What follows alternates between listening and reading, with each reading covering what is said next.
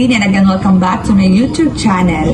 Congratulations nga pala sa mga nakatanggap ng cash prize at sa mga hindi, don't worry dahil meron na tayong monthly giveaway.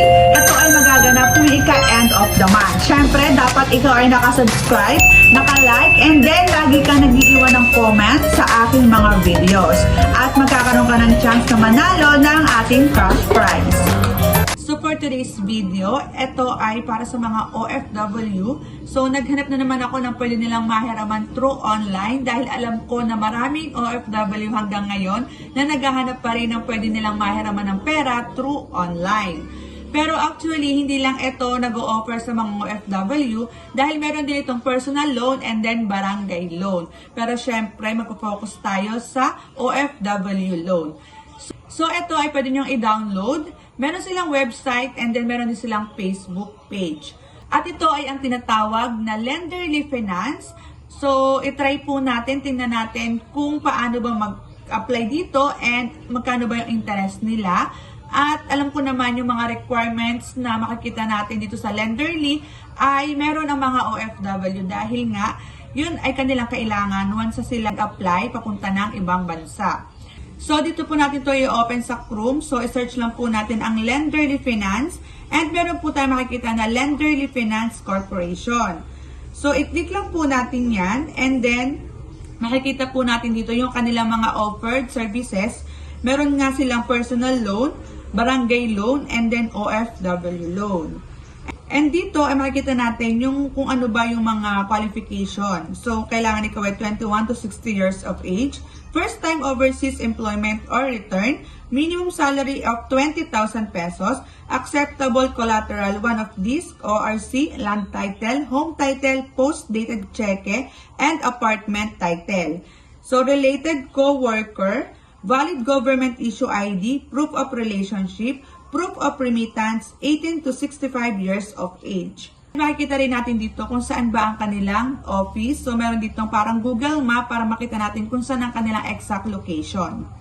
And dito makikita rin natin nakalagay na low interest rate from 2% per month, flexible amortization period, various loans. So, papahiram sila ng 20,000 hanggang 200,000 pesos. Pero ito ay nakadepende pa rin kung magkano yung salary mo monthly. So, how much can I borrow? What is your monthly salary? For how many months would you like to borrow money? How much do you want to borrow?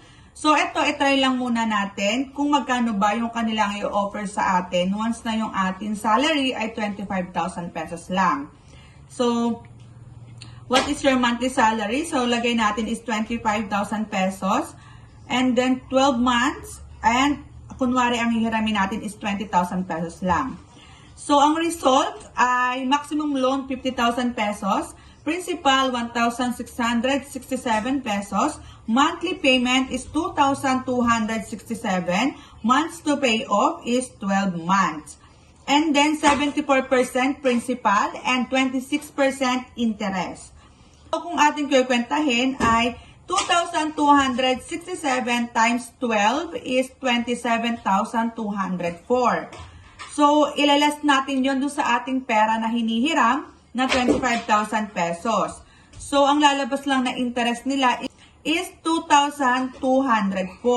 So, syempre, i-add din natin yung na-deduct na 500 pesos para sa processing fee. So, magiging interest na lalabas nila ay 2,704. So, kung iisipin natin ay sobrang baba lang po ng kanilang interest. So itry naman natin kung ano ba yung mga dapat sagutan dito sa Lenderly Finance. Click lang po natin ang apply for the OFW loan. And then dito kailangan nating maggawa ng ating account. So, kailangan nating ilagay yung ating first name, middle, last name, gender, date of birth, email, mobile number, password, and confirm password. And ganito rin yung kanilang terms and conditions. So, kapag okay naman sa atin yung kanilang mga terms and conditions, so i-check lang natin yan. So, i-click lang natin yan and then create account. And once na naka-create na po tayo ng account dito sa Lenderly Finance, ay makikita po natin na you have successfully signed up. So, yung account sign up, okay na po yan. Mobile verification, okay na rin po. So, ang kailangan na lang po natin sagutan ay ang personal information, contact person, and employment details.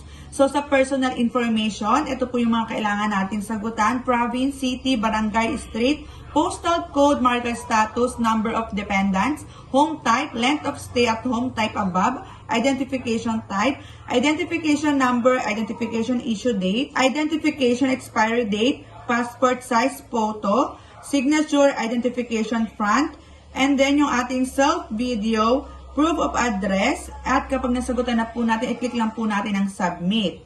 And then dito naman po sa contact person, ay first name niya, middle name, last name, gender, relationship, postal code, barangay, street, postal code, phone number, and then yung kanyang email address. So, is-click na po natin ang submit once na okay na. And then the last is employment information. So, dito yung iyong position, profession, contract start date, contract end date, level of education, net monthly income, employer, province, city, barangay, street, postal code, phone number, email address, website or Facebook, employee identification front, employee identification back. So, kapag okay na po, i-click lang po natin ang submit. So, yan po yung mga kailangan nating sagutan para tayo ay makahiram or makapag-loan sa Lenderly Finance. So, dito sa Lenderly Finance ay mababa lang ang kanyang interest. And then, ito ay meron nga silang pricing fee pero auto-deduct na dun sa ating pera na hinihiram. Huwag po kayong hihiram sa mga pautangan na kailangan yung maglabas ng pera. Dahil kapag ganun po, yun po ay isang scam at iwasan po natin na makipag-transact sa mga ganong loan online application. So hanggang dito na lang aking video. Sa mga hindi pa nakakapag-subscribe, please subscribe to my YouTube channel and hit the bell button para updated ka sa aking mga latest vlog. Thank you for watching.